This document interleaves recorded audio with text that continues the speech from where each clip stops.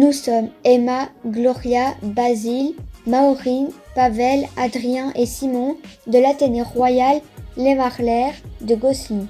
Nous vous invitons à suivre notre premier podcast de la Terre.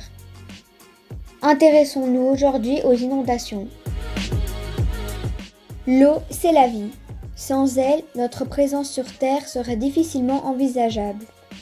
Pourtant, en 2021 en Belgique, cette année au Pakistan, aux États-Unis et au Brésil, l'eau et surtout les précipitations ont causé de grandes frayeurs aux habitants.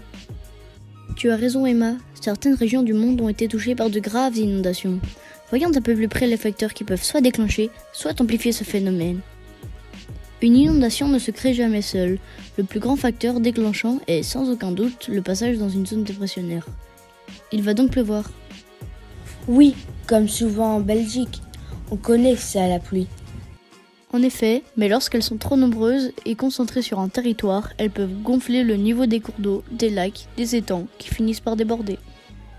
Elles peuvent aussi s'accumuler à la surface car les sols sont déjà gorgés d'eau et ruisseler ou même gonfler les nappes alluviales et remonter par les égouts. Plus rarement, il est possible qu'une goutte froide se développe et reste stationnaire sur une zone.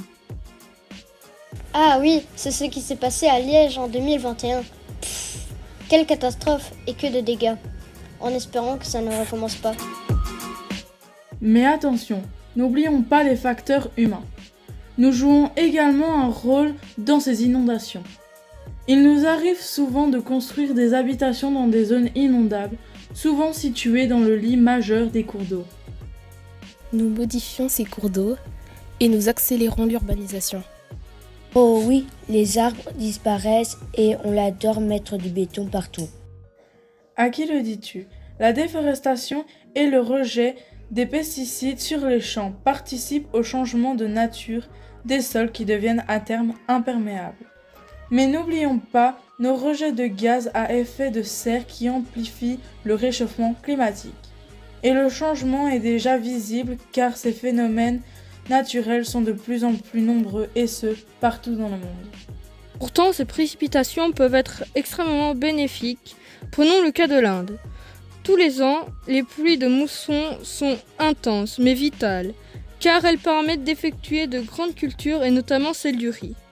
Dans ces régions, il peut pleuvoir quasi continuellement durant 4 mois. Mais quelle horreur! C'est pire que chez nous. Les inondations sont certes très problématiques, mais les précipitations qui les déclenchent sont vitales pour l'homme.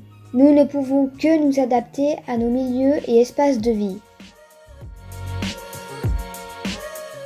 Un jour sur Terre, le podcast des Marlères.